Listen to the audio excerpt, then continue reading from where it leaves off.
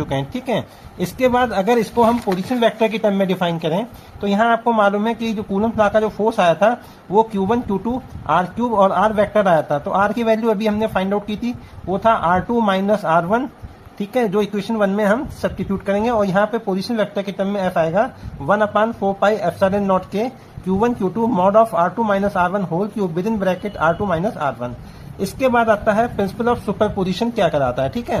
Principle of superposition की जो definition हमारे पास आती है उसमें यह है, according to this when a number of charges are interacting the total force on a given charge Q is the vector sum of the individual forces exerted on the given charge by all the other charge, that is F vector equal to F1 vector plus F2 vector plus F3 vector plus F4 plus F5 plus dot dot up to Fn, ठीक है। यहाँ पे values forces की put कर देते हैं तो ये हमारा रिक्वायर्ड फार्मूला आ जाता है।